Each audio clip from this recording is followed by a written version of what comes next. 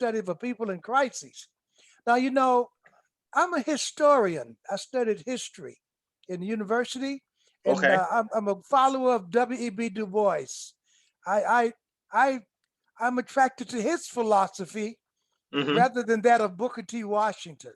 Yes. Booker T. Washington for me was more of an acquiesced type of avenue in order for African Americans to become uh, infiltrated into the mainstream of the society. But but Dr. Du Bois, W. Du Bois, said it was our human right and our civil right, and he demanded equality.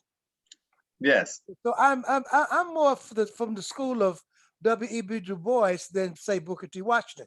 And then with that in mind, um, as you know, Dr. Du Bois had this magazine called The Crisis. Okay. It was a way of disseminating information to throughout the black culture, black Yes. society.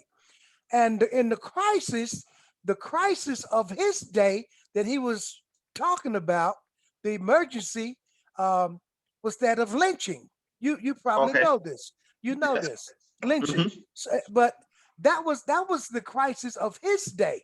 Although we still got a crisis going on with the police brutality and the black cops killing black folks and whatever. Uh-huh. But more of the crisis today is not that lynching, but the crisis that we are experiencing today. A lot of it is self-imposed, Brother Kwesi, through a Yes, it is. dietary mode. Our Mm-hmm. people are so accustomed to eating uh, uh, malnutritious food, Right. sub nutritional value dietary Mm-hmm. that it's manifesting itself in cancer. Yes. A disproportionate rate of our people are dying from cancer than Mm-hmm. other groups, Asians, Europeans, and what have you, Middle Eastern people. A lot of our people are experiencing cardiovascular deaths from Mm-hmm. their high malnutritious diet that's promulgating constriction of heart valves and high cholesterol, things of this nature. A lot of our people are dying disproportionately from kidney failure.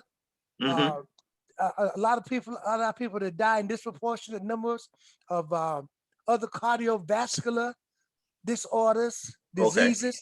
Martin Luther King's daughter, Yolanda, and I, who I mentioned in the book, Mm-hmm. she and I had the same date of birth, November Mm-hmm. 17th, November 17th, 1955. His elder daughter who passed away, Uh-huh. she and me was born the same day, same year. She's gone, man. She Right. died, she died from cardiovascular disorders, man. And that's Bernice. No, that was Yolanda. Okay, Yolanda. Bernice is the baby daughter. Okay, that's right. Right. Because it was Yolanda, The then the eldest, other yes. Dexter, Okay. Yolanda, then Dexter, then Martin Luther King the third, who graduated from Morehouse, Uh-huh. then Bernice is the baby. She's a PhD now. But Yes. his first daughter, Yolanda, and I met her. I met her in 2006 at Yes. the SGI Center in Santa Monica.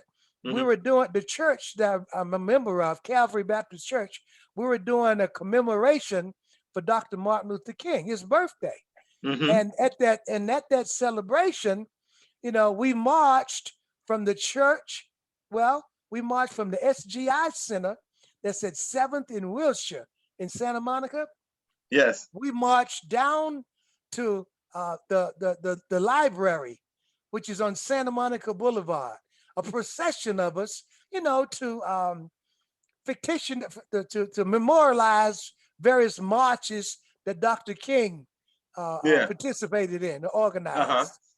And at the library, when we got to the library, I had a chance to present her with a copy of the book. I had a chance Okay. to present it to her.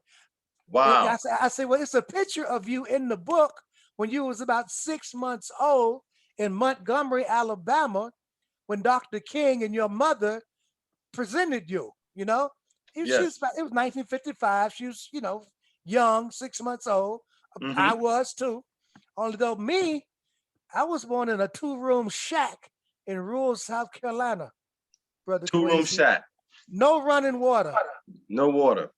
No running water. Yes. Where I was born at. Yes. In South Carolina. Just across the street from a sharecropping plantation, I'm going to say. The sharecropping was extenuation of extension, I'm going to say, of slavery.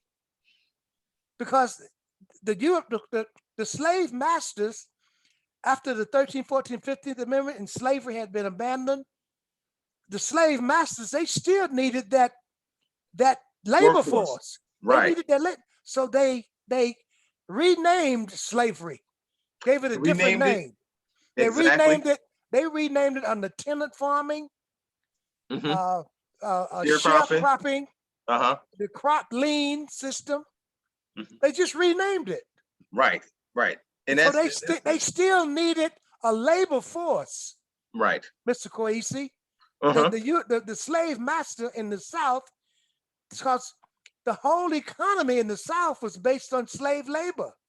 The whole economy, not just in the South, all the way from New York, Delaware, Rhode Island, where you say your folks and what have you, Vermont, Connecticut. Yep. all the way down to Florida, all the way over to the Mississippi River. The economy of the eastern coast, eastern seaboard, was built on slave labor. Okay, you made an important fact that our dietary, a part of our overall oppression. It begins with our diet, and you went straight to that idea. Could you talk a little bit about our diet and where we have these bad habits? Yes, sir.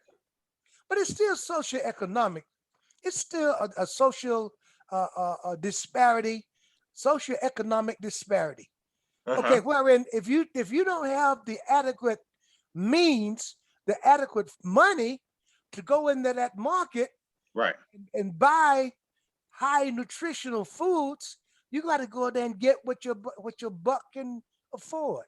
Exactly. And Yes. it still boils down to we're living in a very racist, discriminatory system. Yes. I was listening to a show this morning, State of the Union, I'm going to say, with George Stephanopoulos or whomever he was.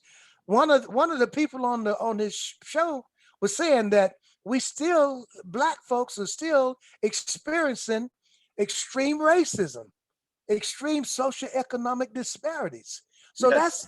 that's where a lot of it is undergirded and rooted in this racist society that has been pervasive since 1619, brother. Yep. Slavery did not end in 1865. Let's just get rid of that. Let's get rid of that. When they brought us over here, it's like when we do imports, when imports come into this country, they have a certain value within the society to be exchanged, brought in, and sold. You want, yes, and sir. that's exactly, and they have no say so in the matter. They're just products, and yes, when we came here as a product, as a beast of burden. I forget how the terminology goes, but yes, just like an ox, just like a horse. You know what I mean? A beast and you of burden. Property, and you were considered property. Property. Yes, and I think property to them. And that's a very, very deep psychological reality that a human being would have to undergo in order to be a part of a society. I mean, yes, and that's not even being a part of a society. You're just a cog in that society. You're just, yes, you're just a floor mat, or, you're something that, you have no value because you're a human being and you're playing the function of a product or a beast of burden. And, yes, many generations have gone by, and our history is something that was the first thing that was taken away from us. Absolutely. Our name, your culture, our culture. Yes. The Yeah. first thing, systematically, they brought us over here, and we know in war, what you want to do is they have the booty of war. So Yes, they sir. have to take the women, they kill the men, take the women, and further their cause through the women. Yes, sir. You know, Yeah. by and that's what they, that's Further a indoctrination. It's called indoctrination. The slave exactly, subverted indoctrination, exactly. subhuman Right. indoctrination. So And to recover from that, as you said, a lot of our plight and a lot of our, continued suffering is self-perpetuated, you know, yes, uh, yes, and that, I think that's kind of like the most sinister part of the whole, slave trade, where they brought us over here, and then at first they committed all of these acts of brutality against us. yes, sir. A people who are a loving people, a peaceful people. Yeah, They committed all of these acts against us, these atrocities against us, yeah. brought us into a society, and over a few centuries, made us our own worst enemy. Malcolm X. Malcolm X said it was history's greatest crime. Yes. The European, I'm not going to say European African slave trade, the European kidnapping of our people was history's greatest crime. Uh-huh. Yeah. But to get back to further what I was saying about the crisis, Yes. the crisis that we're experiencing today, besides from police brutality and killing black folks, that's a crisis.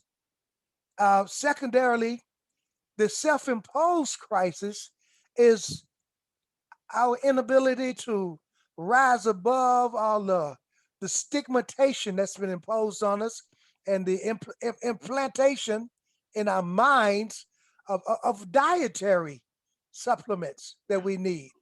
Right. We need to, if you notice, I'm sure you're a global man. You've Hmm. traveled around, you're a globalist as far as I'm concerned. Hmm. If you go in the black neighborhood, I'm here in Los Angeles. If you go down here in South Central Los Angeles, you're gonna see a fast food restaurant practically on every other block. Yeah. Hmm. You're gonna have Kentucky Fried Chicken. You're gonna have Church's Chicken. You're gonna have Popeye's Chicken. Mm. You're gonna have Wow, you that's a know lot of chicken. Southern Fried, greasy foods, Yes. high Pizza. cholesterol. Yeah. Hmm. But however, Brother Koisi, if you go over here on the white side of town, so in Brentwood, in Hmm. Bel Air, in Beverly Hills, in Santa Monica, in Venice, you won't see any of that. You won't Mm. see it. They're not allowed up in there. Because those people up there on the Chamber of Commerce in Beverly Hills, they know the detriment and the health threat that fast foods, uh, Domino's chicken, and all of the other crap that, Hmm. that bring to their community. And Hmm. it brings poor health poor quality of health into their community, and they You they know, fight and, it. They fight it with arm and leg, brother, to well, keep that. and that's to say the least. When we look at the chemical warfare, as far as the drug epidemic, and the drugs that it's been known that the U.S. government, Reagan and Bush, Yeah, allowed tons and tons and tons. There was the warehouse in Los Angeles. I was watching on Netflix, El Chapo, yeah, and how they were bringing in, tons and tons and tons of cocaine. yes, And, sir. it was a warehouse out in Los Angeles. They had a ridiculous amount of cocaine Yeah, there, and all of this cocaine was going into the black communities. yeah, You and know, I love it. Mhm.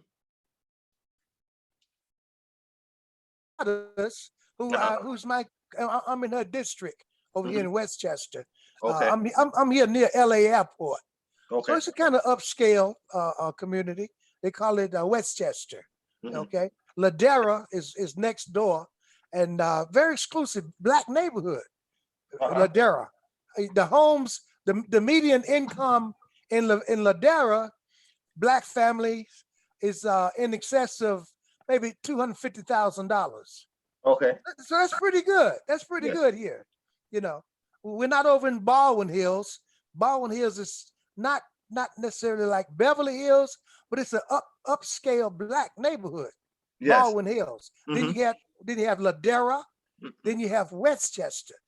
But how now if you're going further south, like Inglewood, Gardena, Compton, Long Beach, San Pedro,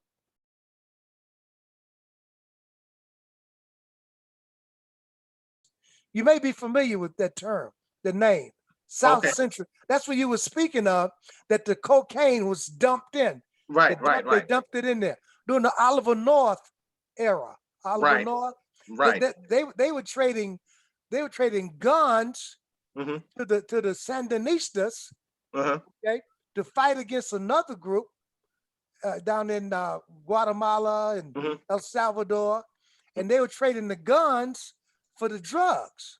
Right. The drugs was coming over into the black neighborhood.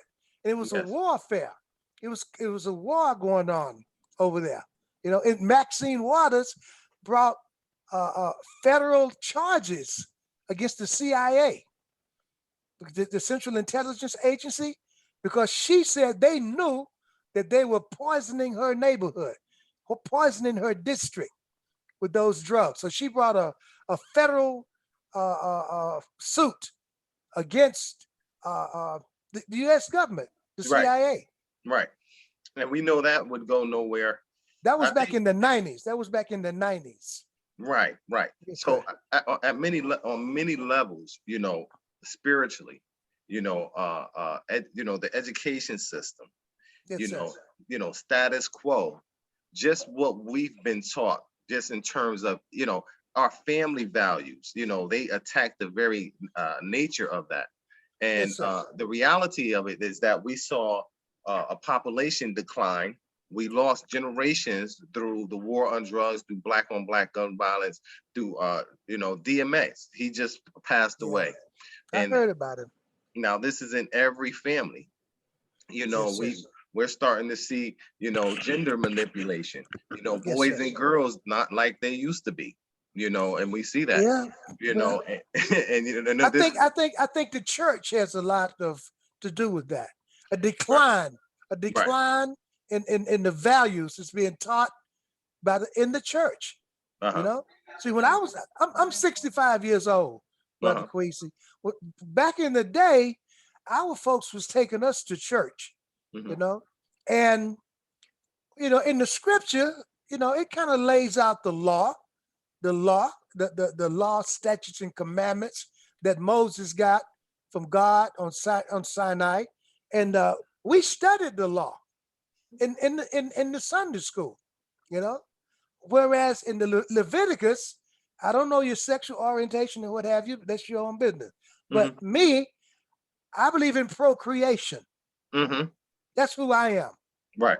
I believe in procreation, and anything other than that is vanity as far as a relationship, a sexual relationship.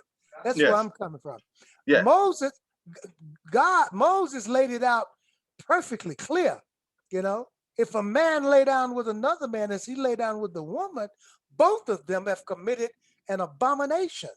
And in America's this Christian country now, so we have the It's separation of church and state, and we know that those of us who know the Bible, that that mystery city Babylon, that America fits that profile. very clear, loud and clear. America. I call it hypocrisy. Yeah, exactly. Hypocrisy America. You So know? we're seeing a lot of signs of the time that we're moving into. A lot of people, it's been called the great and dreadful time, because we have to go through a cleansing process, and we see that happening. There's over the past 3 or 4 decades, there's been talk about the American financial system, you know, Yes, sir. the political system and the school system, and how all these things would begin to erode. And how, so there's, like I said, there's many different areas where people talked about the society and how the society is going to collapse pretty much. Yes, sir. So you see that financially, you see that morally, right? And you see that in our political system. I mean, the political system right now is just like a reality show. I think once they let Donald Trump go into that office, it was a sign of the elite saying, "Hey, listen, everything is staged. Everything is we're showing you is a movie that we're putting inside your mind that's Hmm. programming you." You Hmm. understand what I mean? To stay caught Yeah. up in the hype of the world and not really see what's going on as we destroy, everything of value, Hmm. Yeah. everything as we destroy the most innocent, our young people.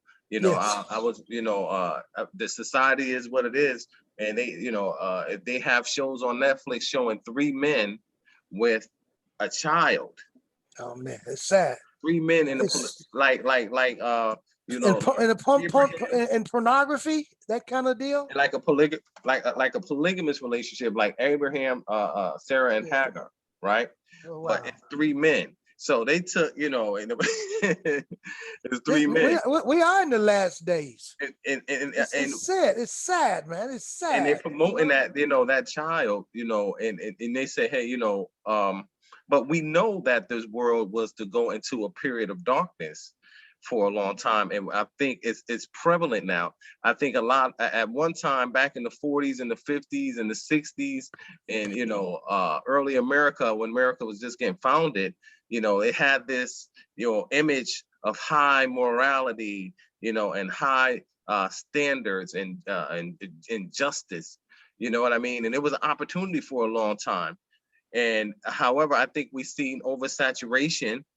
Of course, how could you have, uh, with the housing crisis, you had so many houses that went into foreclosure that were empty, and you have people laying on the streets of LA and New York. You have homeless people, and you have empty houses.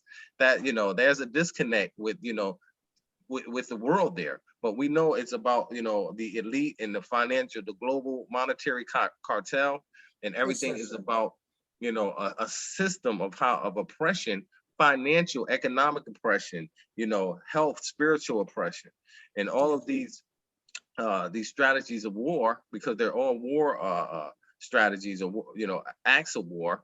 Yes. Our people are absolutely oblivious to. I think you're doing. It's a very good thing that you're making a note of.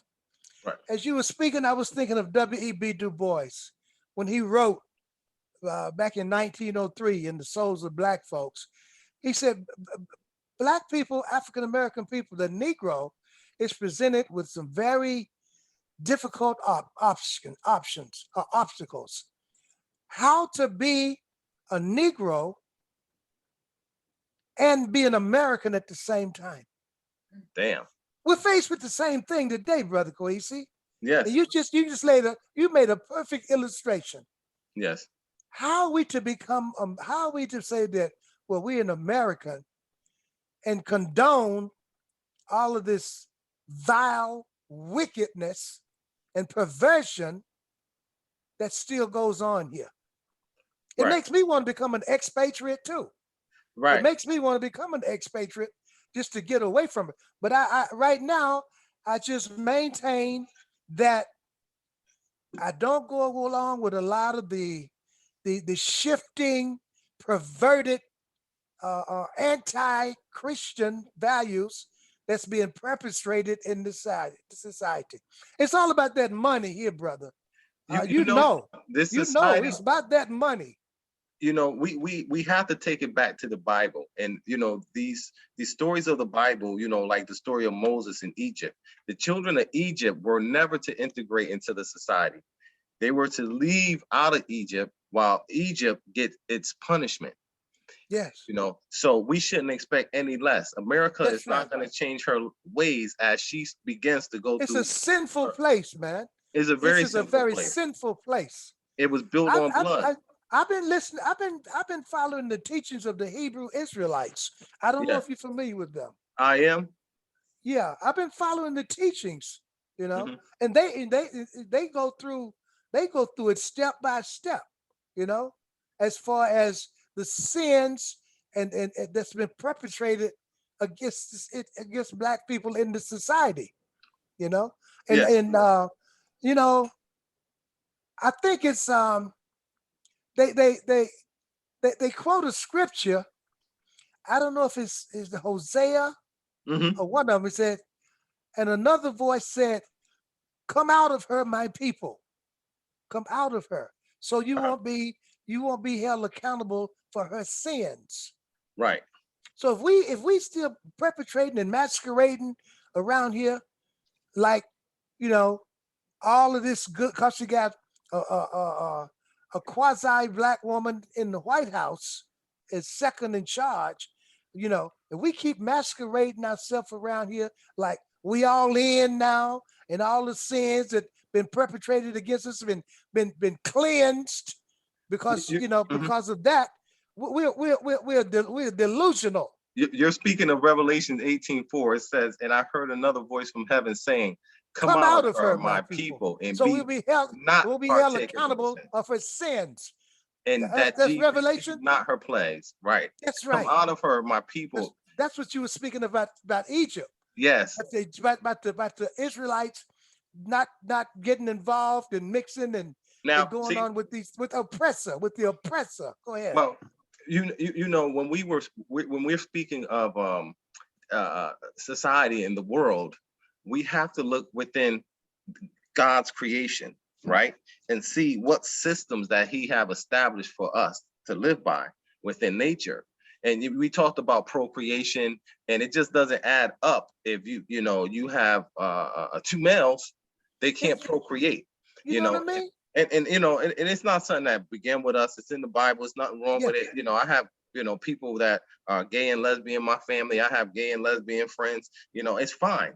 But how and that's just the way the world is, whether it's something that is at birth or through what we're seeing. What we're finding out is that it's more chemically induced or produced through different hormones and things that they're pumping into the vegetation there in Yes, sir. California.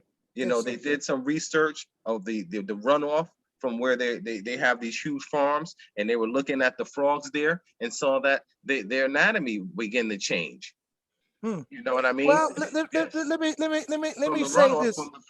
from the lettuce and stuff, and yes. But let me say this too, brother boy, Dr. Kwesi. I believe what I was taught back in at the HBCU, where I attended university, Yes. back in Charlotte, North Carolina. Okay. Everything that man is going to inherit ceases at conception. That's Mm. what we talked about. Genetics, Uh-huh.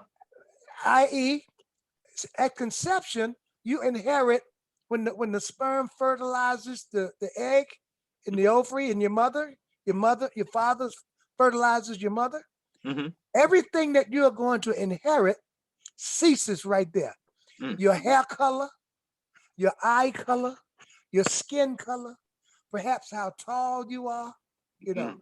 Those are some of the genetics, uh, chromosomes that's transferred. Everything else is environmental. Mm-hmm. Your Wow. views, Mm-hmm. your sexual orientation, that's environmental. Mm-hmm. When that sperm fertilized that ovary and the egg was produced, it was determined there that you was going to be a male. Mm. That's where it was determined at. So Yes. you grew a penis Right. because the Y chromosome out measured the Y chromosome. Mm-hmm. You know, the Right. XY, the Y out manifested the X chromosome. If Yes. you was going to be a woman, your X chromosome would be predominant. Yes. Since you a male, that lets me know that when your father fertilized your mother's ovary, the predominant gene passed was for you to be a male, Mm-hmm. and that was creation for you. Now Yes. everything else that you learn was environmental. It was socialization. It's the same attributes with that homosexuality. That's not hereditary, based on my teachings. Right. Hmm. Anything that you learn after conception, it's environmental and sociological. So homosexuality is not something that somebody is born with. It's learned. It's learned behavior, brother. Uh-huh. Well, we know that, and I think, the Bible, because we have to have a foundation, and we've always been a people that's been connected to God. Even being in Africa, you see that the culture is still intact. They would have us believe otherwise, but it's super safe over there. Nothing on the level of what takes place in America amongst our people. It's And unnatural. Let me tell you something, brother. it is. It's It's very unnatural. it's unnatural. Hmm. You can't say anything about it in public because you'll be labeled homophobic, and Yep. they want to get the same rights that black folks have as far as the struggle for human rights. They want to Hmm. link the homosexuality plight in that, and I think it's a false comparative, brother. I Yeah. think it's a that's just me and you talking here today. Right. Right. I don't know who else is listening on your end, but I'm here by myself. So Right. I can say I can say what I want in Right. confines of my own home. Right. Right. Yeah, Definitely. And especially being men of the Bible, and people who know and understand the Bible and believe in the Bible. well, Yeah. it's dietary laws, civil laws, uh, uh, uh, environmental health statutes.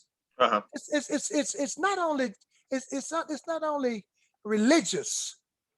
It's living uh, laws, good dietary standards. I'm going to say Right.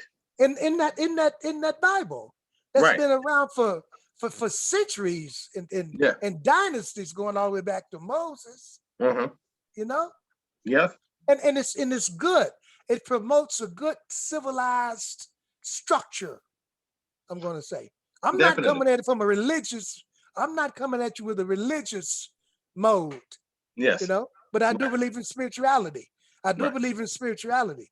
But the Bible, what it teaches in the law, statutes, and commandments, the Torah and the Tanakh, you know, Yes. those are good civil, dietary, cultural laws. Hmm.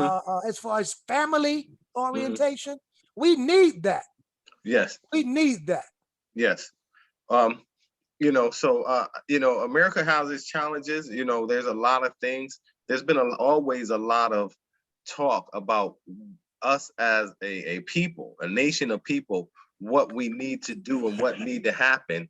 But the Yes, sir. reality is the majority of our people have already been assimilated into society, for generations. Yes, After yes. after they got rid of the first, you know, people that generations, the ones that spoke their original language, Yes, sir. not that we had any fight or we could do anything, but once they got rid of us speaking our own language and Yes, practicing our sir. own culture, they pretty much Yeah. destroyed that. And that happened Yeah. centuries ago. So It now was, we're it's, just it's indoctrination. They didn't expect us to live after. I mentioned it in my book too. okay. After 1865, when they, issued that, the 14th, 15th Amendments and so forth, for claiming the right to vote and citizenship, they didn't expect us to black folks to survive in this country from 1865 up until 1900.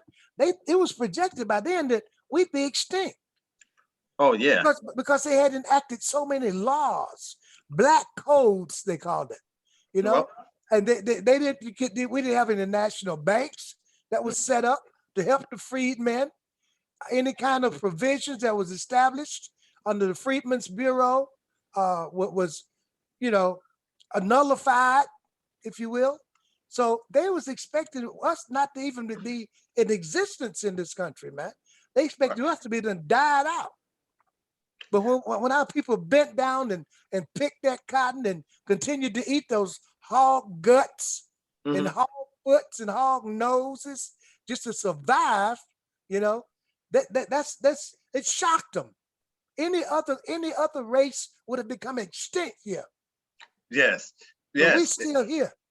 You know what, that is absolutely amazing, that and it will only take a strong people to go through what we've gone through and still be around the remnants. And That's right. I do believe that we are the ones, who would be this example, Yes, sir. those who will be the new rulers, Yeah, because things must change. What goes up must come down, and we're seeing the coming down of a system. So that means another system is coming in place. And I think we're, yeah, we're right at the doorstep of that. I think it's even so close a lot of times that we don't even know what's happening before our eyes. And then yeah. as we gradually come into consciousness of the blessing and the power that we have to actually participate in this change. Can you see this? You probably can't. Can I you can see this see, lady? I Can see you this see this lady. lady? Yeah, You see yeah, her? yep. Hey, brother Kwesi, that's my grandmother. Okay, yes. She passed away on Mother's Day in 2005. She was 95 years old. She was born 95. she Blessing. was born in 1909.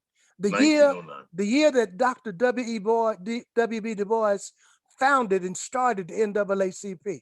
I 1909. Yeah, I picked cotton with her Wow. down in South Carolina. She kept us alive, man. They kept Wow. us alive by going out there in them cotton fields with snakes crawling across in front of them, you know, and pick that cotton down there on that plantation. Right. Because to me, in my family, slavery did not end in 1865. Uh-huh. Brothers, in my family, slavery continued up until 1986.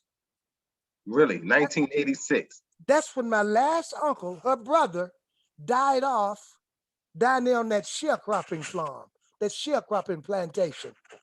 See, the sharecropping was an extension of slavery Yeah. because the white slave masters, they needed that gang labor to Yes. pick that cotton. So they Yes. renamed slavery under another name. They Hmm. call it sharecropping. Hmm. Andrew Johnson. He, Right. he, he named it sharecropping, tenant farming, crop lean system. But the white man was still the one making all the money, Mm. you know? He was the one that's weighing up the cotton, Mm. taking it to the gin, putting it on the ships, sending it overseas and dispersing it around the world. The only thing black folks was getting was to stay on that rent free, eating hog noses and hog foots and hog intestines. Wow. That's Yeah, I'm gonna pause this video because it's been going for a second. I want to make sure that I capture some of this here. So we've been on for about 45 minutes. Let me see. Hold on. Yeah. Let me see my recording. How long you been living in Africa? I've been living there for 3 years now. Okay. I have a good friend that was from there. His name was Ishmael Bokar Ba. Uh-huh. And he said his dad was over Air Afrique, the Mm-hmm. airline Air Afrique. Are they still in service? Air Afrique? I don't think they are anymore. Okay, okay. He said his